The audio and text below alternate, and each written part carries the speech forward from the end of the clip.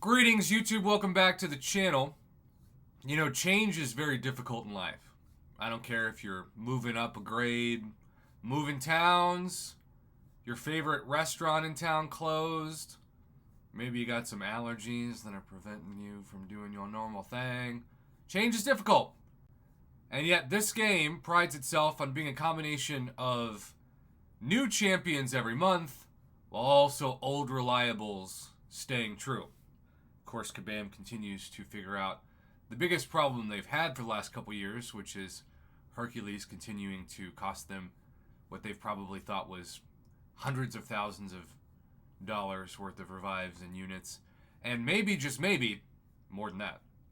And so, one of the goals for Hercules to not be the winner of the game and loser if you don't have him, or don't have him awakened in max sig and max rank, is to come out with new ways to not use Hercules. Now, this included this month in Battlegrounds, where Hercules doesn't do damage over time, so he has been neutered and taken off of my Battlegrounds deck for the first time, maybe ever.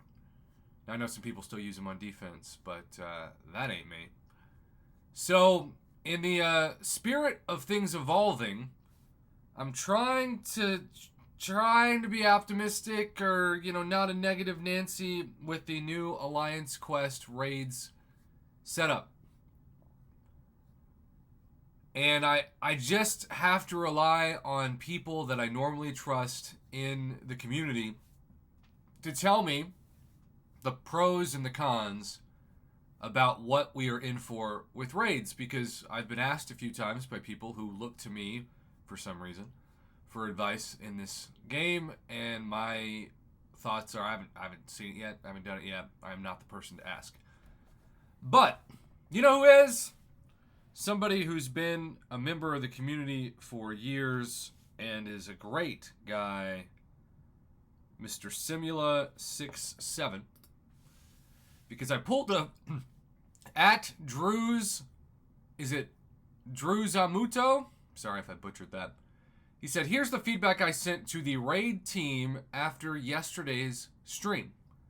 It's worth noting that with raids starting tomorrow, aka today, any changes to the mode won't be coming for a couple of months at the earliest, because that coding is locked in. Alright, so Simula says, just finished up our run, and I have 3 big pieces of feedback. Number 1, and you can see there is a lot of words to this first bullet point. Locking a champ in a raid for a week is going to feel really bad. This is a mode where you want to bring in your best champ for your role in order to consistently hit the cap, as in the damage cap, and avoid paying for extra revives. I think by cap he means the 10% damage cap. But for most people, locking one of your best champs out of story content and war for a week straight is undesirable. I suspect that this alone will turn many people off from even trying raids. This is going to be especially true for folks in an alliance that assigns war attackers, and thank God my alliance does not. At least not for 2/3 of the people who don't want to do war. As planners, we'll now have to account for a strong attacker being unavailable for as many as 3 alliance wars.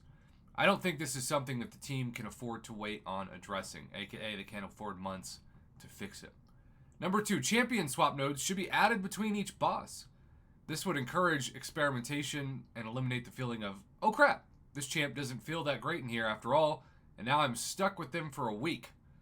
This would also alleviate a bit of the pain from point number 1, by allowing players to swap out a needed war attacker for someone else temporarily.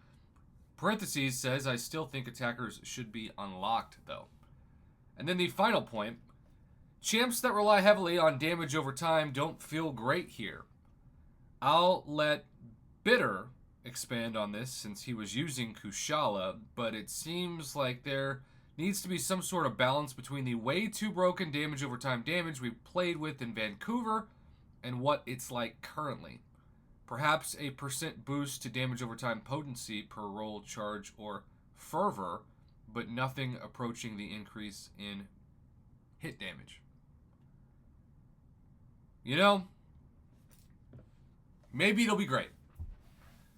The first several weeks and even months of Battlegrounds was technically a beta test. It was on the alpha, aka the live server, but it was still in a beta mode. And the first version of anything is kind of the beta mode. So I expect this to look way better than the first version that we see today. However, like it or not, it's here. And I really appreciate Simula's honest feedback, because as somebody that doesn't have the same access and the same ability to play around with this mode, we really need people we can trust in this community to tell it like it is. If it's great, say it's great. I don't want you to be critical for the sake of critical sake, but I think all three of these points are very objective and important for us to talk about and think about today. So good luck to everybody who's rating Alliance Quest. I don't even know if my Alliance is doing that. At the time of recording this, I think I'm just cold. And when you're cold, you take care of yourself first.